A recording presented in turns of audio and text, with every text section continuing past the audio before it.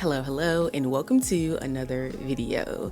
So in today's video, we're going to do two things. We're going to talk a little bit about decorum, okay?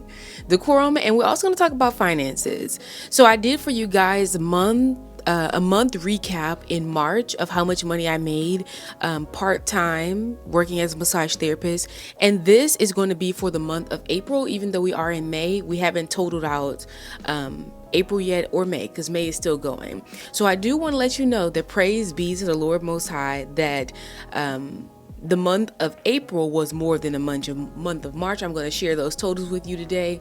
I'm also going to let you know just ahead of time, I do not work full-time. I work part-time. So these are part-time numbers. So if you work full-time, then you can go ahead and get an estimate of that. Also remember that I do like a great deal of mobile massage. I do work in spa as well, but these prices, these totals are not for in spa, so just think about that as well. So first things first, we're going to talk about decorum. So if you're interested in that, sit tight, stay tuned for today's video. If you are a prospective massage therapist, like you're in school, I want you to hear me and just either take what I'm saying or girl, don't take what I'm saying, because usually people who've been in the game for a little while, they don't want to listen to what anybody else has to say, but also they're stuck in places not making nearly as much money, and the feedback from the clients is not good, and I wonder why. I can't be the only person who, client wants back, who's pleased with the service. And I find that it's not all about technique, that it is mostly about decorum. Okay, so let's talk about that. The first thing is use the bathroom before you come to people's home. Okay, the other day I had to use the bathroom before I did a couples massage, and I actually stopped by the McDonald's and just went in and used the bathroom. Use the bathroom before you come. Do not come in somebody's house and immediately say, hey, where's the bathroom? Now, yes, most of the time they do escort us to the bathroom, show us where the bathroom is, especially when you're doing mobile massage, because we want to wash our hands. But the first thing you come in the door and do is not use the bathroom. I don't know if anybody taught you that, but it's not, you don't just automatically come in somebody's house and use the bathroom. Now, yesterday I did a few massages, like I'm going to say more than 6 massages, and there was a restroom available for us to use. Now, I was there at these people's house all day long. Of course, they expected me to use the restroom, but my co-therapist came in and did number 2 in these people late and did number 2 in the people's bathroom. Don't let it be you, sis. Is it something that could get you in trouble? No, but it is something that shows your level of professionalism. And I know what you're thinking, girl, my stomach hurt. What you want me to do? I want you to be an adult about it. That's what I want you to do. I want you to be a professional and an adult about it. So let's move on to the next thing. And that is bring your water and something to drink. Have a little bottle, something that's spill proof, pack it in your stuff and use your water. First of all, did nobody ever teach you that you don't just be eating and drinking from anybody? You don't know these people, and they can put anything in your drink. That's from that standpoint, but also it's a lack of decorum. You're coming there to do the service. The moment they start catering to you, you missed it. They ask you, if somebody asks you, because they will ask you, would you like a drink of water? Would you like this? Would you like that? No, have some decorum. I'm here because you are getting the service. And I've seen this so many times. It's like, what? No, I get it that you're in their homes. I understand that. But you're also the professional. So in order for someone to treat you like a professional, you have to act like a professional. Okay? If you want to be paid like a professional. Now, I'm not talking about your $60, $80 massages. I'm talking about $140 for an hour. If you want to be paid like a professional, you will have to act like a professional. Okay? All right. I'm just letting you know. So bring some water. Again, I witnessed, this was just yesterday, but I've seen this time and time again. They were offering, because they were having a party, they were offering like mojitos, drinks, alcoholic beverages. And the therapist actually agreed to take one. Now, if I was dirty, I would tell on her. But I'm not going to do that. But you're not there for that. You're not there to be drinking on the job. Okay, so just bring yourself some water and let the water suffice. Okay. The next thing is bring cleaning supplies or supplies in general. A part of being a professional, you charge somebody $140 for the hour, and then when you show up there, you ask them for sheets. And then when you show up there, you don't have lotion. I don't bat my eye when I tell someone how much I charge. Either you're going to pay it or you're not going to pay it, because I know at the end of the day, I'm going to show up as a professional. What so say you? How are you showing up to these people's home? Bring cleaning supplies. If you're doing, like I said yesterday, I think it was like 6+ massages. I lost count, if I'm honest with you. But in instances like that, you're going to need stuff to clean with. I tell you guys all the time, a lot of times people do not have soap. They have either that frilly Bath and Body Works stuff, or they don't have soap at all. A lot of times they don't have towels. They have the towels that they use to wipe off their face and wipe off their hands. You don't know these people. Why would you go in there using their stuff? Bring a towel. Bring a hand towel.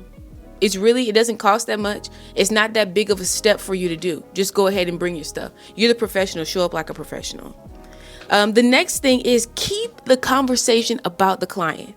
Even if they do, and they taught us this, like as I work in spas and different places, you keep the conversation about the client. And then don't even sit there and let them just rattle off at their mouth, because what is going to happen? I've told you this before. People will sit there and talk and not enjoy their massage and then blame it on you. If they're sitting there asking you questions, you keep your answers very short and sweet in a way that is polite, yes, but shows them that I'm actually not here to talk. I'm here for you to enjoy your service so that they can enjoy their service, because you can't talk and enjoy your service. Okay? I'm just letting you know. Just letting you know what I've seen, what I've observed. And yes, so keep the conversation about the client. If they do want to talk, don't sit there and talk about, your whole life story. Don't sit there and talk about your mama, your dog, your cat, and all this kind of stuff. It's not the place for that. And I have been in a situation, like I got a massage myself, and this was a long time ago. And the lady sitting there talking to me about her kids. I'm like, baby, I left my kids at home. And did I say it to her? Was I rude and say, I really don't want to talk about your kids? No, I engaged in conversation, but I really wanted her to be quiet. And I've seen this in reviews for other massage places time and time again. Do not engage in conversation about yourself. And if the client does continue to talk, just kind of simmer that down. And also, as a professional, I observe this as well. And I want you to know this, that when someone is getting a massage, they are very vulnerable and they tend to talk a lot. I liken it to someone who is drunk, okay? Especially after they had a good service, they're very lackadaisical and they just be talking. Don't use this as the opportunity to exploit the person for money or just any other reason. Y'all be out here doing witchcraft, okay? For any other reasons, because it's just not a professional thing. It's not a wise thing. And if you're the person watching me and you're not a massage professional, but you wonder, how people get their self into stuff, don't be coming there doing all that talking. Just don't come in there to do all the talking. And when you relax, I'm telling you, you're more inclined to run your mouth a little bit more. The professional in the room shouldn't be trying to take advantage of this, but unfortunately, some people do. Most people do. So I did want to mention that as well. Try to be early. 15 to 20 minutes early is a good time. 30 minutes is I'll be waiting out in the parking lot, sometime 40 minutes, because I'd rather be early than to be late, especially when it's an event. If it's an event, okay, 30 minutes, I would say, is a good amount of time. You don't show up to do 6 massages, okay, without showing up 30 minutes. You do not show up if they said it was supposed to start at 1 o'clock, you don't show your butt up there at 1 o'clock. And that's you pulling in the driveway. You get out of the car, by the time you finish setting up, it's 1:10 when you got 6+ massages to do. Don't do it. The people are watching and they're on time blocks a lot of the time. I've had it sometimes where they made their own schedule and other times where I made the schedule. It just depends on what company you're working with. I like it more or less like a sign-up sheet so I know what's going on. But people have different levels of organization. I just want you to know that you need to be there early. It's a very good business practice. People notice when you show up early. And I also want to say this, even though I don't have it on my notes. When you show up to work. It's not time for you to sit down. If you go take a bathroom break, don't then, girl, they got appointments coming through now. When you go to take a bathroom break, don't then come back and sit down and fold your arms. You're here to work. You're not here to push off all the work on your co-therapist. You're here to work. Okay? I just want that to be known. The next thing is communicate your ETA with the client. Now, sometimes you can't do this depending on how the appointment was secured, maybe the other person, but communicate via whatever. If you booked an appointment, like you're working for someone else, you let them know your ETA. Hey, my estimated time of arrival is this time, so that they can communicate with the client. But make sure that you are communicating with the person that you booked through or the client, so that people can know, one, your whereabouts, but what time you came and left, so there's no misunderstanding. Okay, because I find that there's a lot of misunderstandings a lot of time. Next thing is to double check your supplies. Now, again, your supplies are a part of your business. If you're not working in the spa, you're working for yourself. This is your responsibility. If you have other therapists working with you, this is your responsibility, okay? You getting paid the big dollars. This is your responsibility. This is what separates the people. Like I said, you getting paid $140, or you're getting paid, $20 or whatever they're paying in spa, or somebody else, like a third party paying you, okay? It's more responsibility. To whom more is given, more is expected from. So you have to keep track of some things that you don't necessarily have to keep track of when you're working for other people. Double check your supplies. Okay, make sure your sheets are, if you know the last time you did a massage, I don't know, the client stained your sheets with her mascara or whatever, replace it. Don't just put it out there for somebody else to use. When you're in spa, they replace the sheets. They have like sheet services sometimes. Sometimes they have them in-house. Damaged sheets get thrown away. So if you can't fix the damage, the stain, whatever it is, throw it away. Keep track of your supplies. Double check. Okay, hand soap. Make sure, like, I actually need to put that on my list. When I watch this back, I'm going to remember it, and I need to put it on my list. I have to refill my hand soap. Lotion. Don't be going to, CVS and picking up no Jergens. You're the professional. Show up like the professional. Find a brand of lotion that you can buy like wholesale in a big size, gallon or half a gallon, and have it for your business. Okay, and then keep extras with you just in case. Keep extra bottles in case one breaks. Like, you are the professional. So be professional. Cleaning supplies. If you do chair massage, the covers for your chair massage or paper towels, whatever you use, make sure you're double checking your supplies and that you have them with you. I am going to do like a must-have supply list if I haven't already done one. Either way, if I do one, I'll link it when I do it. If I've done one, I'll link it as well. Just for some like must-have supplies. I think I've done a video like that.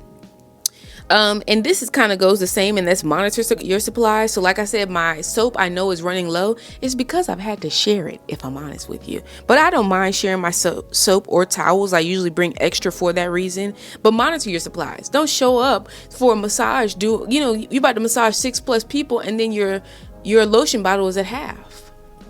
How is that you prepared? How is that you forward thinking? How is that you being a professional? It's not. It is not. So yes, monitor your supplies, your sheet qualities, all that kind of stuff. The quality of your sheets, all that kind of stuff.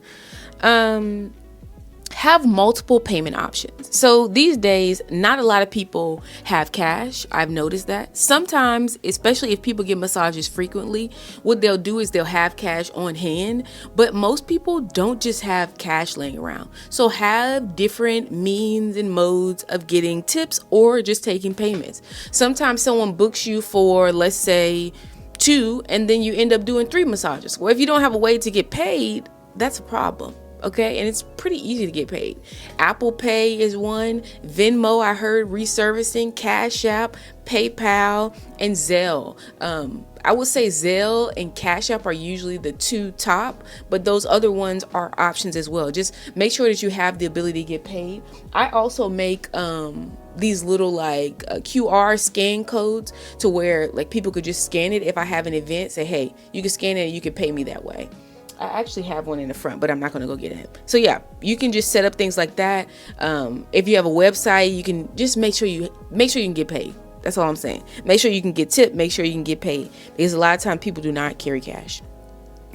And this is another one, and that is come ready to work. Don't take the appointment if you don't want to work. If you don't want to do a spa party, don't take a spa party. If you don't want to do 4 massages, don't take 4 massages. You don't want to do a chair massage event, don't take a chair massage event. But darn sure don't come there and just fold your arms and push all the work on the next therapist, because you have to think about it. They know how much they're getting paid. You know how much you're getting paid. Don't make nobody do your work, because that's how you get told on. Okay? That's how you get told on. The next thing, and the last thing before we talk about the money, is smoking. If you're a smoker, be it cigarettes, be it marijuana, I see very popular marijuana. Let me just tell you this, that if I were to book an event and you come in my event smelling like marijuana, I would go ahead and turn you around. Okay? If you know that you're going to something like a school, why would you come in there high? Why would you come in there smelling like marijuana? Around these people's kids and in somebody else's business, just why would you do that? But you'd be surprised at some of the things I see. So if you smoke, just know that nobody wants to smell it. People who don't smoke don't like the smell of smoke. Okay? And lastly, so last month I made $695.80. And like I said, this is working part-time, so something like 17 hours. And for the month of April, the total is, drum roll please, $1,486.55.